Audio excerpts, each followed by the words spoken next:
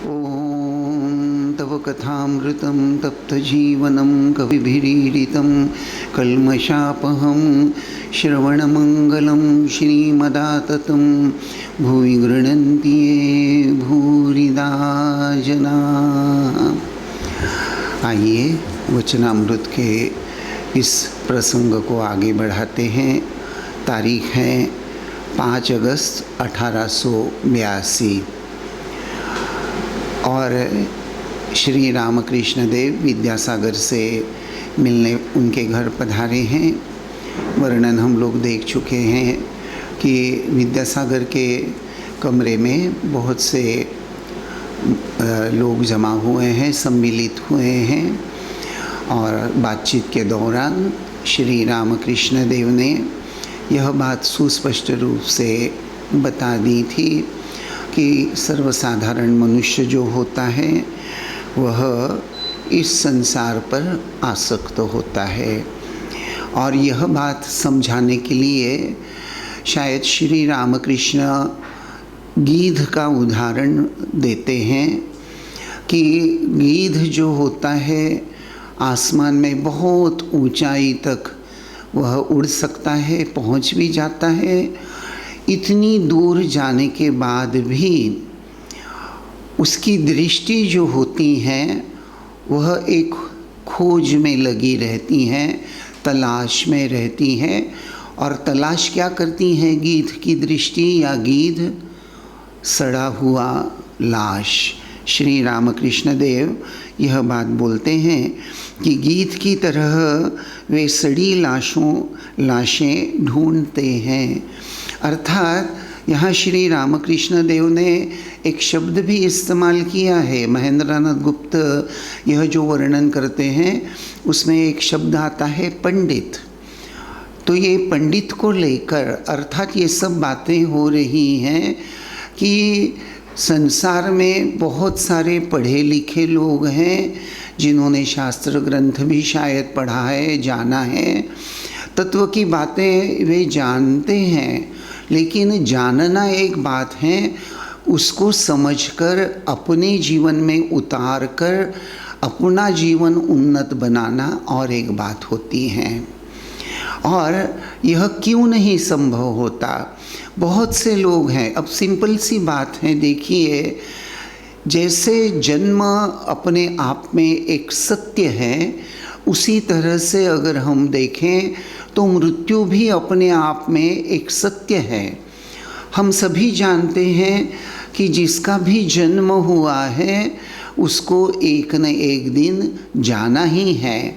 यह सब कुछ जानते हुए भी हर इंसान इन जनरल मृत्यु से बड़ा संत्रस्त रहता है। मृत्यु की खबर सुनते ही उदास हो जाता है। हाँ, कभी कभी स्मशान वैराग्य आ जाता है और कहता है अरे भाई ज़िंदगी का क्या, ये तो ज़िंदगी 2 दिन की है, आज है तो कल नहीं। बड़ी बड़ी बातें हाँकते हैं हम लोग, लेकिन यह सिर्फ बातें ही होती हैं। उसका हमारे जीवन पर जो परिणाम होना अपेक्षित है वह परिणाम नहीं है। देखिए, रामायण में हम वाल्मीकि जी की कहानी सुनते हैं कि वाल्मीकि जी जो अपने पूर्व आयुष्य में एक डाकू थे, लुटेरे थे, और नारद जी आ गए और नारद जी ने जब यह प्रश्न पूछा कि अरे तुम इतने कुकर्म कर रहे हो क्यों, तो वाल्मीकि जी उस वक्त जवाब देते हैं कि मुझे मेरा संसार चलाना है, मेरे कंधों पर मेरे माता पिता, मेरी पत्नी और लड़के बच्चे, संसार, इन सब की जिम्मेदारियां निभाने की दृष्टि से मुझे यह सब करना पड़ रहा है। और नारद जी वहाँ बोल देते हैं कि अच्छा ठीक है, तुम्हारे द्वारा ये जो पाप कर्म हो रहे हैं तो इसका मतलब है तुम्हारे घर के तुम्हारे सदस्य उसमें ज़रूर सहभागी हो जाएंगे। तो वाल्मीकि जी कहते हैं कि हाँ, होना तो चाहिए। तो नारद जी कहते हैं नहीं, ऐसी बात नहीं है, होना चाहिए ऐसा तुम अंदाज़ मत लगाओ। जाओ घर में जाकर उनसे पूछ लो, उनसे पूछो कि क्या वे तुम्हारे पापाचरण में सहभागी होने वाले हैं, are they going to share. और जब वाल्मीकि जी घर जाकर सबसे पूछते हैं तो माता पिता कहते हैं कि देखो बेटा, तुमको बड़ा करना यहाँ तक हमारा कर्तव्य कर्म था, वे तो हमने बहुत अच्छे से निभाया, अब हम बूढ़े हो गए हैं, तो बुढ़ापे में हमारी देखभाल करना तुम्हारा कर्तव्य है, और तुम ये सब जो कुछ बोल रहे हो ये तो हम लोगों ने तुमको करने के लिए नहीं बताया। लगभग यही बात सभी ने कही।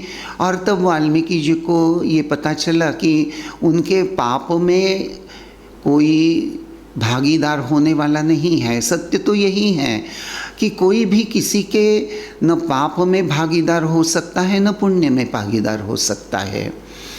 और यह सब बातें ये आज मैं इसलिए कह रहा हूँ कि श्री रामकृष्ण देव जब यह गीध का उदाहरण देते हैं, पंडित का उदाहरण देते हैं, गीध और पंडित की तुलना कैसी, तो गीध जैसे बहुत ऊंची उड़ान, आकाश में बहुत ऊंचे स्तर पर पहुंच जाता है, क्षमता रखता है जाने की, तो पंडित भी ज्ञान के आधार से बड़ी बड़ी बातें बोलते हैं। लेकिन जैसे गीध ऊपर उड़ने के पश्चात भी उसकी दृष्टि पृथ्वी पर तलाशती रहती है कि कहीं कोई गली सड़ी लाश पड़ी है क्या, ताकि वो मेरा आहार है, तो उसी तरह पंडित भी शायद ज्ञान की बहुत बड़ी बड़ी बातें कर लेगा, लेकिन उसके अंतःकरण में कामिनी कांचन को लेकर अर्थात विषयों को लेकर जो आसक्ति है उसका प्रभाव इतना बलवान है कि वह उसको आध्यात्मिक दृष्टि से अपने जीवन को संवारने की सोच उसके मन में जागृत ही नहीं होती, जागृत ही नहीं होती। और यही बात समझाने के लिए श्री रामकृष्ण देव यह उदाहरण देते हैं। इस दृष्टि से अगर हम विद्यासागर की तुलना करते हैं तो निश्चित रूप से विद्यासागर इन सर्वसाधारण पंडितों की तुलना में जिनके अंतःकरण में विषय बोध या विषयाकर्षण बड़ा ही प्रबल है, जो नाम यश और सुख के सभी साधन को पकड़कर कामिनी कांचन में ही उलझा हुआ है। हाँ, ज्ञान तो बहुत है उसको, लेकिन इस ज्ञान का वैसे कोई उपयोग नहीं। श्री रामकृष्ण देव ज्ञान की परिभाषा करते हुए मास्टर को, महेंद्रनाथ गुप्त को जो बात कहते हैं कि ईश्वर को जानना ही ज्ञान है और बाकी सब अज्ञान। यहाँ भी श्री रामकृष्ण देव ने ये जो बहुत बहुत पंडित लोग, ज्ञानी लोग जो उपनिषद आदि ग्रंथ भी जानते हैं, बहुत अच्छी अच्छी बातें लोगों को तो सुनाते हैं, लेकिन अंतःकरण में मन ही मन विषयासक्त जीवन यापन करते हैं। उन पर कटाक्ष करते हुए शायद श्री रामकृष्ण देव हम लोगों को सचेतन कर रहे हैं कि ऐसे विषयासक्त लोगों की तुलना में तो विद्यासागर के साथ अगर हम तुलना करें तो विद्यासागर तो काफ़ी उन्नत अवस्था में आ गए हैं, लेकिन विद्यासागर एक अच्छा जीवन यापन करते हुए भी किसी एक स्तर पर अटके हुए हैं, क्योंकि विद्यासागर जी के अंतःकरण में ये जो सनातन धर्म की जो मनुष्य जीवन के ध्येय को लेकर जो धर्म अर्थ काम मोक्ष, ये जो मोक्ष की संकल्पना है, भगवत प्राप्ति की जो भावना है, उसको लेकर विद्यासागर बहुत चिंतित हैं, या ध्येय को भगवत प्राप्ति ही मेरा इस जन्म का ध्येय है, ऐसा सोचकर विद्यासागर जीवों पर दया या स्वाधीनता प्रीति या उनका मानसिक बल यह सब इस्तेमाल नहीं कर रहे हैं। वास्तव में यह सब गुण मनुष्य में ही होते हैं। बड़े प्रयत्न के साथ चाहें तो हर व्यक्ति अपने सब दोषों से मुक्त होकर यह सद्गुणों का आधार लेकर उसको अपने जीवन में उतार कर एक उन्नत जीवन जीने का अधिकारी निश्चित है और वह सक्षमता उसमें जरूर होती है, लेकिन उससे भी आगे का एक उच्च आध्यात्मिक स्तर होता है। उसी की ओर इशारा करते हुए श्री रामकृष्ण देव यह जो बात उठाते हैं शुरू में ही, जब वह कहते हैं जो ब्रह्म विद्या के लिए व्याकुल नहीं है। सत्य तो आज का सत्य यही है, सर्वसाधारण समाज में हम यही देखते हैं कि ब्रह्म विद्या के लिए कोई व्याकुल नहीं है। हम ऐसी विद्या चाहते हैं जिससे हमको भौतिक सुख मिले, समृद्धि मिले, लेकिन मनुष्य के जीवन में सिर्फ अभ्युदय प्राप्त करना यह कभी भी अंतिम बात नहीं है। यह श्री रामकृष्ण देव जैसे यहाँ समझा रहे हैं। चलो थोड़ा आगे का भी पठन हम अब करते हैं। विद्यासागर बड़े विद्वान हैं। जब संस्कृत कॉलेज में पढ़ते थे तब अपनी श्रेणी के सबसे अच्छे छात्र थे। हर एक परीक्षा में प्रथम होते और स्वर्ण पदक आदि अथवा छात्रवृत्तियाँ पाते थे। होते होते वे संस्कृत कॉलेज के प्रधान अध्यापक तक हुए थे। संस्कृत व्याकरण तथा काव्य में उन्होंने विशेष ज्ञान प्राप्त किया था। स्वयं के प्रयत्न से अंग्रेजी सीखी थी। विद्यासागर किसी को धर्म शिक्षा नहीं देते थे। वे दर्शन आदि ग्रंथ पढ़ चुके थे। मास्टर ने एक दिन उनसे पूछा, आपको हिंदू दर्शन कैसे लगते हैं? उन्होंने जवाब दिया, मुझे यही मालूम होता है कि वे जो चीज़ें समझाने गए उसे समझा न सके। वे हिंदुओं की भांति शास्त्रादि सब धर्मानुष्ठान करते थे, गले में जनेऊ धारण करते थे, अपनी भाषा में जो पत्र लिखते थे उसमें सबसे पहले श्री श्री हरि शरणम यह ईश्वर वंदनात्मक वाक्य लिखते थे। मास्टर ने और एक दिन उनको ईश्वर के विषय में यह कहते सुना, ईश्वर को कोई जान तो सकता नहीं, फिर करना क्या चाहिए? मेरी समझ में हम लोगों को ऐसा होना चाहिए कि यदि सब कोई वैसे हो तो यह पृथ्वी स्वर्ग बन जाए। हर एक को ऐसी चेष्टा करनी चाहिए जिससे जगत का भला हो। विद्या और अविद्या की चर्चा करते हुए श्री रामकृष्ण ब्रह्म ज्ञान की बात कह रहे हैं। विद्यासागर बड़े पंडित हैं। शायद षड्दर्शन पढ़कर उन्होंने देखा है कि ईश्वर के विषय में कुछ भी जानना संभव नहीं। श्री रामकृष्ण ब्रह्म विद्या और अविद्या दोनों के परे हैं, वह मायातीत हैं। तो यहाँ श्री रामकृष्ण और विद्यासागर इनमें जो एक छोटा सा वार्तालाप, सत्य तो है कि इस संपूर्ण परिच्छेद में अगर देखें तो श्री रामकृष्ण देव का एक छोटा सा वाक्य जो है कि ब्रह्म विद्या और अविद्या दोनों से परे हैं, सिर्फ यह वाक्य यहाँ संवाद के स्वरूप में आया है। बाकी जो वर्णन है मास्टर ने फिर एक बार विद्यासागर के व्यक्तिमत्व को लेकर ही एक वर्णन किया है। ये जो विद्यासागर के अंतरंग का वर्णन महेंद्र नाथ गुप्त कर रहे हैं, जब व्यावहारिक स्तर पर जैसा अभी मैंने कहा कि बौद्धिक स्तर पर या भौतिक स्तर पर कहिए, विद्यासागर एक बहुत सक्सेसफुल पर्सन है, ऐसा अगर हम कहें तो गलत नहीं, क्योंकि वे कभी स्वर्ण पदक प्राप्त करते हैं तो छात्रवृत्तियां भी प्राप्त कर रहे हैं। अर्थात बहुत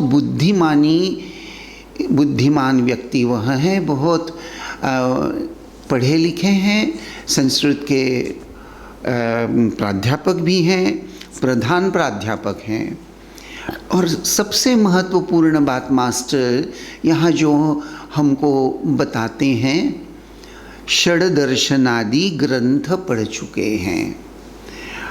और श्री विद्यासागर जी से मास्टर यह जो प्रश्न पूछते हैं, आपको हिंदू दर्शन कैसे लगते हैं, इनडायरेक्टली मास्टर विद्यासागर जी से ये जो पूछ रहे हैं हिंदू दर्शन। देखिए, ये दर्शन शब्द भी अपने आप में एक बहुत सुंदर अर्थ लेकर हैं।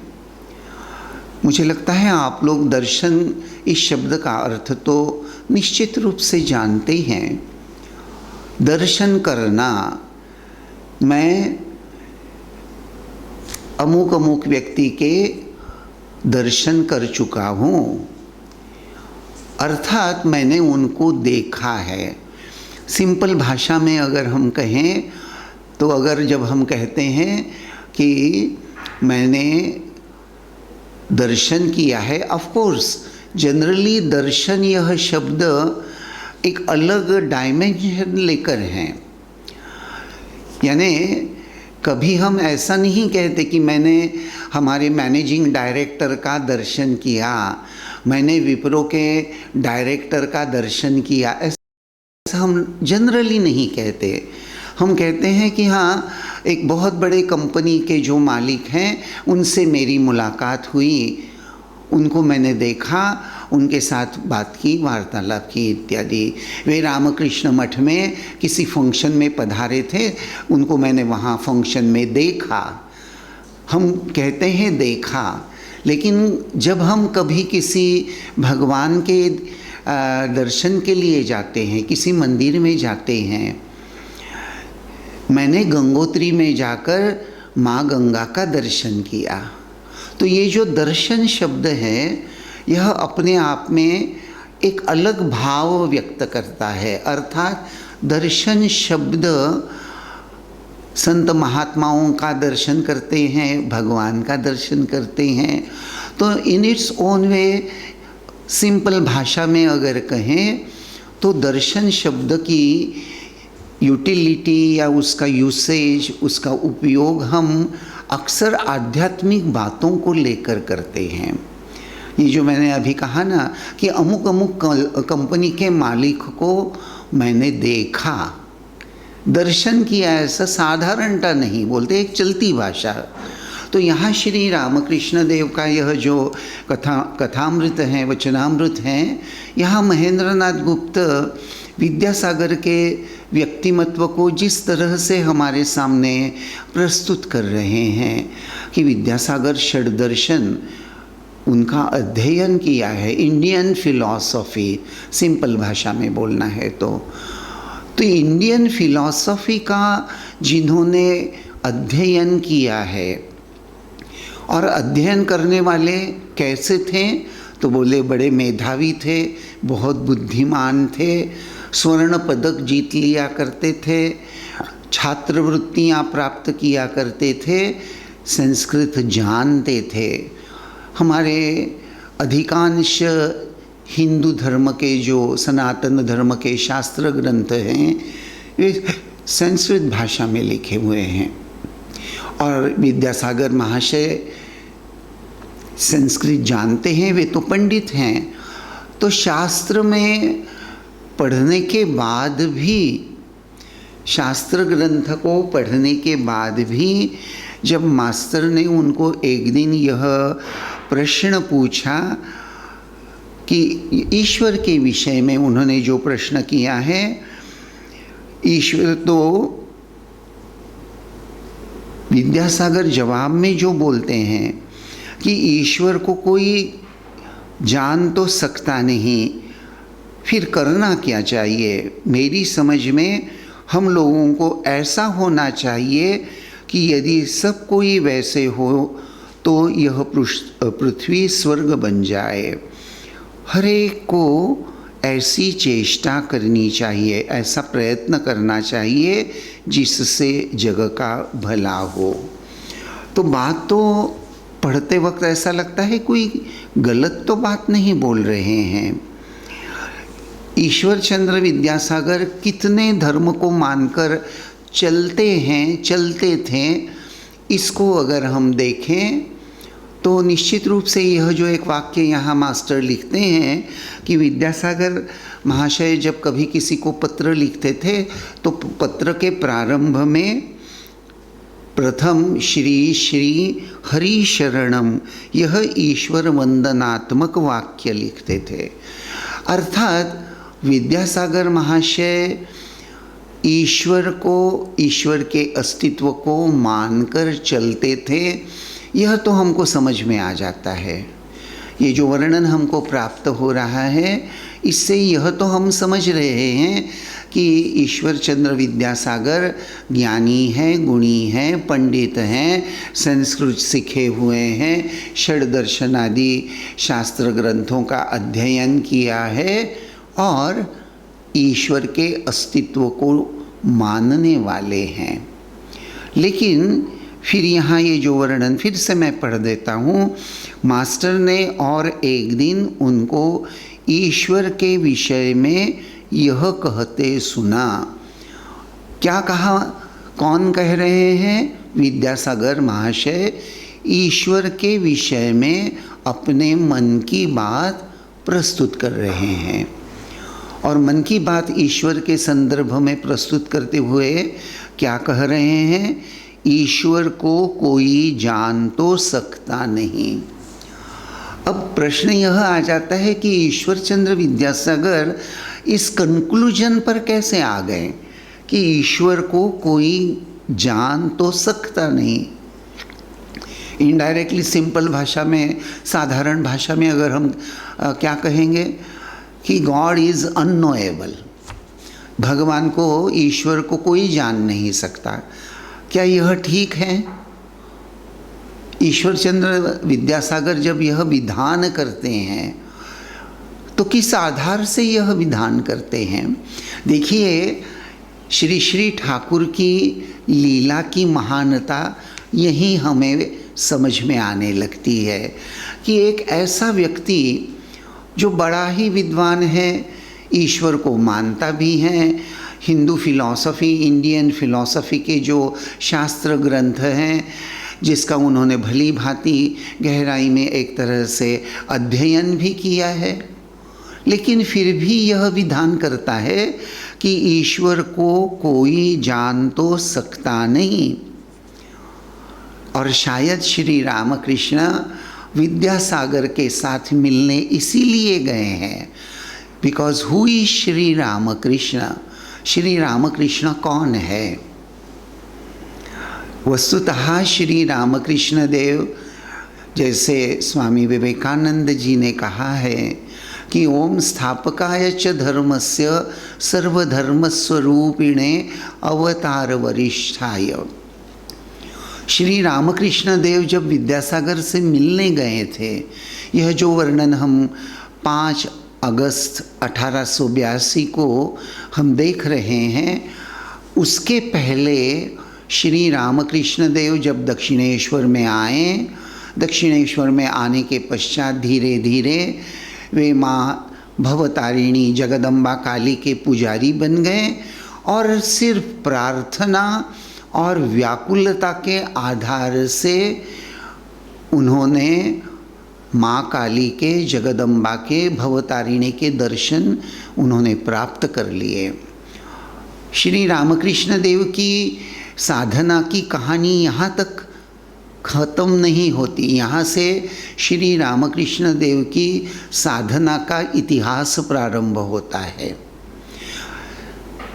सिर्फ एंड सिर्फ भगवान के दर्शन के लिए व्याकुलता, इस व्याकुलता के आधार से ईश्वर का साक्षात्कार हो सकता है। यह सर्वप्रथम श्री रामकृष्ण देव ने जैसे अपने जीवन के माध्यम से सारे विश्व के सामने प्रस्तुत कर दिया, उसका प्रदर्शन कर दिया ठोस रूप से। Yes, I have seen God, मैंने श्री जगदम्बा के माँ के दर्शन किए हैं। उसके बाद में क्या होता है, श्री रामकृष्ण देव के जीवन को, चरित्र को अगर अध्ययन करते हैं तो सर्वप्रथम श्री रामकृष्ण देव के जीवन में वैसे कोई गुरु नहीं है। अपने आंतरिक प्रेरणा के आधार से, व्याकुलता के आधार से जगदम्बा का नामस्मरण करते हुए, व्याकुल होकर प्रार्थना करते हुए ही श्री रामकृष्ण देव को दिव्य आध्यात्मिक अनुभव प्राप्त हो गए, जगदम्बा का दर्शन प्राप्त हो गया। और उसके बाद में श्री रामकृष्ण देव के जीवन में भैरवी ब्राह्मणी, तोतापुरी जी, रामलल्ला अर्थात रामायतपंथी साधु आदि विविध लोगों का आगमन भी हुआ। और श्री रामकृष्ण देव ने भैरवी ब्राह्मणी के मार्गदर्शन में तंत्र साधना, वैष्णव संप्रदाय की साधना, ऐसी विविध साधनाएं एक के बाद एक करते गए। और हर साधना का जो अंतिम फल है अर्थात जो भगवत दर्शन है, श्री रामकृष्ण देव को प्राप्त होता गया। और विविध देवी देवताओं का दर्शन प्राप्त करते हुए वे सभी देवी देवता श्री रामकृष्ण देव के श्री विग्रह में एक रूप हो गए।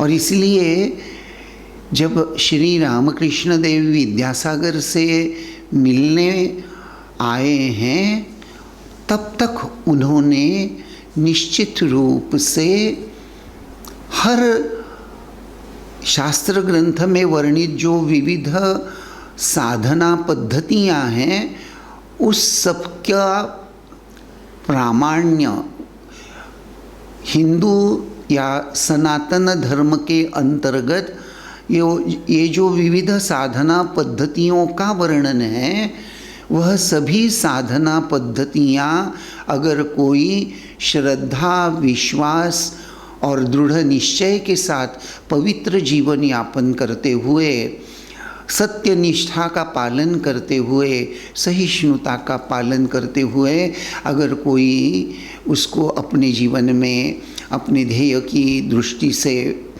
अंतिम ध्येय भगवत प्राप्ति, इस भाव को लेकर साधन भजन करता है तो उसको वह ध्येय प्राप्त हो सकता है। अर्थात शास्त्र ग्रंथों का प्रामाण्य, हमारे शास्त्र ग्रंथ सत्य है, उसमें जो उपासना पद्धतियां बताई हैं वह भी सत्य हैं।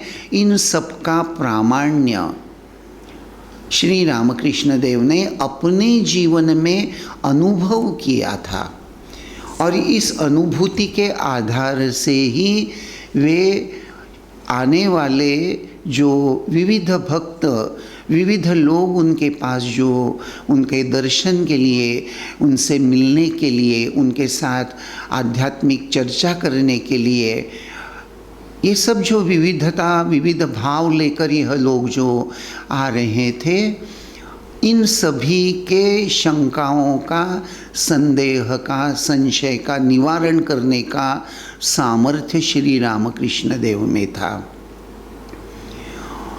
श्री रामकृष्ण देव जब कोई बात प्रस्तुत करते थे तो उनका एक्सप्लेन करने का इतना सहज सरल ढंग था कि सामने वाला निश्चित रूप से कन्विंस हो जाता था, उस बात को ग्रहण कर लेता था। किसी ने कहा भगवान को तो हम देख नहीं सकते हैं, कहाँ दिखता है भगवान? तो श्री रामकृष्ण देव एक सरल शब्द में एक दृष्टांत रूप भाव व्यक्त करते हुए कहते हैं कि देखो, दिन के उजाले में, सूरज की चमकदार रोशनी में आकाश में तारे नज़र नहीं आते, और तो क्या हम ऐसा कहें कि आकाश में तारे नहीं हैं?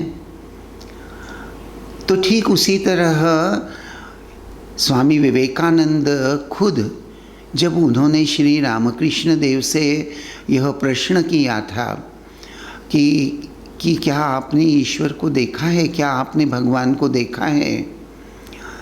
और श्री रामकृष्ण जो जवाब देते हैं कि हाँ, मैंने भगवान को देखा है, ठीक उसी तरह देखा है जैसा मैं तुम्हें देख रहा हूँ, rather in much more intense way, बहुत ज़्यादा सुस्पष्ट रूप से मैंने भगवान को देखा है और मैं तुमको दिखा भी सकता हूँ। मैं जैसा कहता हूँ वैसा साधन भजन करो।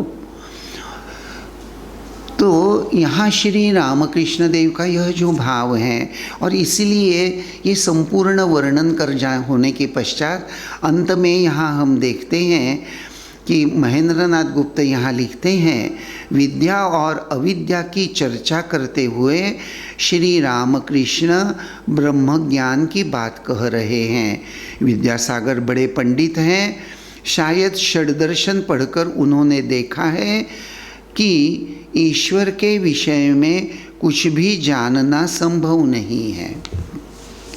ये जो बड़े कंफ्यूजिंग, कभी कभी यह वाक्य हमें बड़े दोहराई में डाल देता है, कन्फ्यूजन में डाल देता है कि विद्यासागर महाशय षड्दर्शन पढ़े हैं और ईश्वर के विषय में कुछ भी जानना संभव नहीं है, ऐसा ये सब क्या कह रहे हैं? Actually what he wants to interpret, what he wants to convey, क्या समझाना चाह रहे हैं?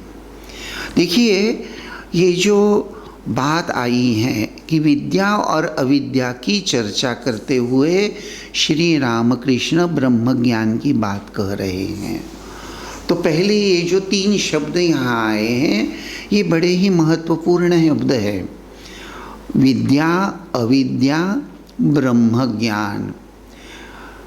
तो अविद्या का वर्णन तो हम लोग जान गए हैं, समझ गए हैं उसको, जैसा गीत के उदाहरण के द्वारा, पंडित के उदाहरण के द्वारा, कि ये सब कुछ जानते हुए हृदय में विषयासक्ति लेकर जीना ही अविद्या का प्रतीक है।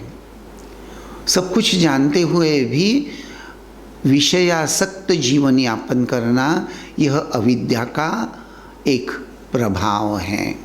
लेकिन इस अविद्या के प्रभाव से कोई मुक्त हो जाता है, सद्गुणों को पकड़कर जीवन यापन करते हुए, ईश्वर के अस्तित्व को मानकर चलते हुए ईश्वराभिमुख जीवन यापन जो करने लगता है, और धीरे धीरे भगवत प्राप्ति ही मनुष्य जन्म का उद्देश्य है, इस भाव को दृढ़ता के साथ जो पकड़ लेता है, यह विद्या शक्ति का प्रभाव है। अब जैसे हर व्यक्ति में ज्ञान शक्ति, इच्छा शक्ति और क्रिया शक्ति होती हैं, अर्थात किसी एक शक्ति की प्रधानता व्यक्ति व्यक्ति में होती है। There is a variation. किसी व्यक्ति में ज्ञान शक्ति की प्रभावता, उसका प्रभाव ज़्यादा अच्छा होगा, अर्थात ज्ञान शक्ति, अंग्रेजी में जिसको हम पावर ऑफ रीजनिंग कहते हैं, युक्ति संगत तर्क के आधार से परम सत्य को जानने का प्रयास। युक्ति संगत, लॉजिकल एनालिसिस करते हुए परम सत्य को जानने का प्रयास, यह ज्ञान योग का मार्ग है।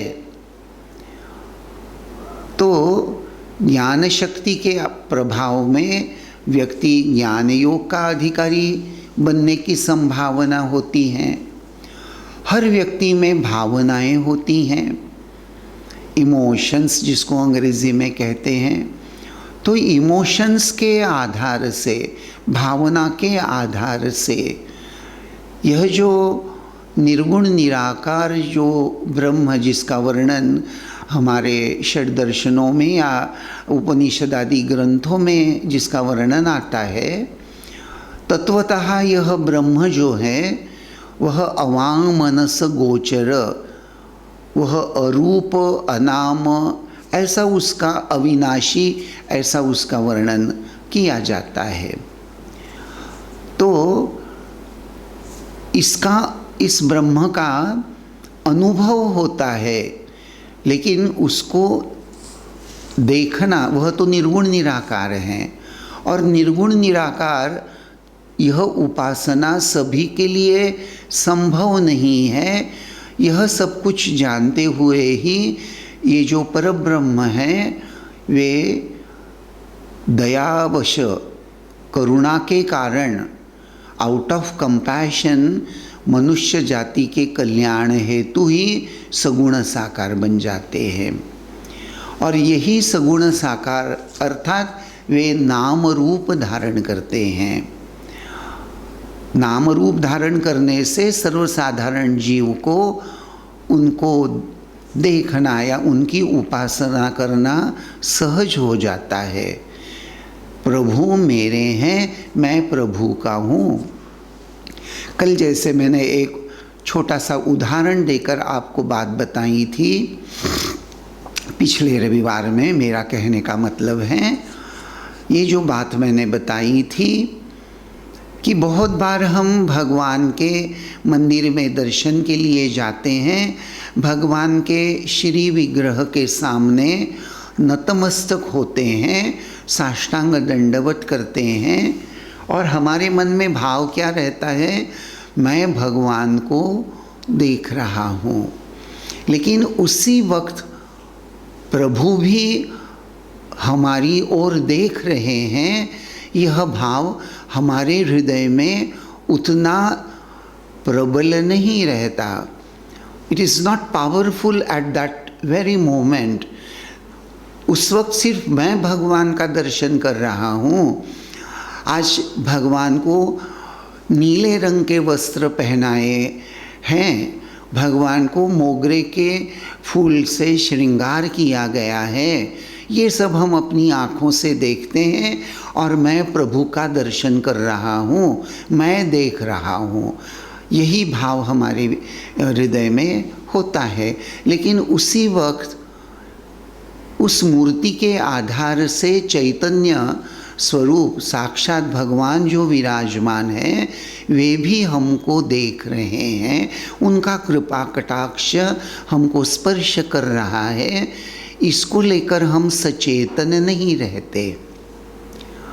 ठीक यही बात, भले ही भगवान हमको देख रहे हैं, इसको लेकर हम सचेतन न भी हों, लेकिन सत्य तो यही है कि भगवान भी तो हमको देखते ही हैं। और भगवान को निहारना, भगवान का यह निहारना, यह भगवान का निहारना ही अपने आप में एक बहुत बहुत बड़ी बात है। और यही बात श्री रामकृष्ण देव शायद समझाने के लिए ही ये बात कहते हैं कि जो ईश्वर के साकार रूप को मानकर चल रहा है, उसकी उपासना कर रहा है, उसको अपना, उसके साथ में शांत, दास्य, सख्य, वात्सल्य, मधुर, इन पंच भावों के आधार से भगवान के साथ कोई एक नाता जोड़ लेता है। क्योंकि नाता जोड़ने की तो हम लोगों को जन्म जन्मांतर से जैसे आदत है, ये मेरी माँ है, ये मेरे पिता हैं, ये मेरा भाई है, ये मेरा मित्र है, तो ये जो नाता जोड़ने की हमारी क्षमता है, इसी का आध्यात्मिक इस्तेमाल हम क्यों न करें। तो भगवान के साथ ही हम नाता जोड़ लें और भगवान के साथ यह जो नाता है, यह नाता ही परम सत्य है। ये बाकी नाते जिसको हम सत्य मानकर चल रहे हैं वह तो क्षणिक है, इस जन्म के ही हैं। अगले जन्म में कौन जाने मैं किसका पुत्र होने वाला हूँ, क्या हूँ, किसने देखा है। लेकिन इस जन्म में ही मैं भगवान का पुत्र हूँ, मैं भगवान की संतान हूँ, प्रभु मेरे मित्र हैं, मैं प्रभु का मित्र हूँ। यह तो सत्य है। लेकिन साधना के रूप में प्रारंभिक अवस्था में हमको यह मानकर चलना पड़ता है। बड़ी आश्चर्य की, बड़ी मधुर बात है कि जो वास्तविक संबंध है, जो परम सत्य है, क्योंकि हम भगवान के अंश है, भगवान से ही इस सब सृष्टि का सृजन हुआ है और कण कण में भगवान समाये हुए हैं। और अर्थात हम सच्चिदानंद स्वरूप हैं, भगवान ही हमारे परम आत्मीय है, यही परम सत्य है। लेकिन इस परम सत्य की धारणा आज हम नहीं कर पा रहे हैं और इसीलिए साधक जीवन में प्रारंभ में हमको यह मानकर चलना पड़ता है कि प्रभु मेरे हैं, मैं भगवान का हूँ, भगवान मेरे हैं, ऐसा मानकर हम बड़ी निष्ठा से साधन भजन में लगते हैं। लेकिन यह जो ज्ञान शक्ति, इच्छा शक्ति और क्रिया शक्ति, तो ये इच्छा शक्ति और क्रिया शक्ति इन दोनों के आधार से, अर्थात सत्य तो यही है कि श्री रामकृष्ण देव जैसे हमको यहाँ समझा रहे हैं कि सब में कण कण में भगवान बसे हुए हैं, यह ज्ञान की बात है। और ये प्रभु मेरे हैं, मैं उनका हूँ, यह भावना की बात है। और प्रभु की सेवा के लिए, उसकी प्रसन्नता के लिए मुझे सभी कर्म ईश्वर की पूजा सेवा के रूप में करने चाहिए। ईशावास्य उपनिषद में एक बात आती है, उस बात को एक वाक्य में बताकर मैं आज का यह प्रवचन यहीं समाप्त करूँगा। ईशावास्य उपनिषद में ऋषि सकल मानव जाति को संबोधन करते हुए कह रहे हैं कि हर मनुष्य को मैं 100 साल तक एक स्वस्थ जीवन जीऊँगा, 100 साल तक मैं एक स्वस्थ जीवन जीने का प्रयास करूँगा, समृद्धि को प्राप्त करने का प्रयास करूँगा और उसी के साथ साथ मैं भगवत प्राप्ति का प्रयास करूँगा, अपने स्वस्वरूप पर पुनः प्रतिष्ठित होने का प्रयास करूँगा। ऐसा अगर कोई समझता है और तदनुरूप आचरण करता है, वही व्यक्ति श्रेष्ठ व्यक्ति कहलाता है। यह उपनिषद की बात है। यही बात श्री रामकृष्ण देव यहाँ हमको कहते हैं कि ब्रह्म विद्या और अविद्या दोनों के परे हैं, वह मायातीत हैं। तो उस मायातीत ईश्वर को, ब्रह्म को, सच्चिदानंद को जानना चाहिए। वही मनुष्य जन्म की अंतिम परिणति होनी चाहिए, उसी ओर हमको बढ़ना है। आज बस यहीं तक। ओम शांति शांति शांति। हरि ओम तत्सत। श्री राम कृष्णार्पणमस्तु।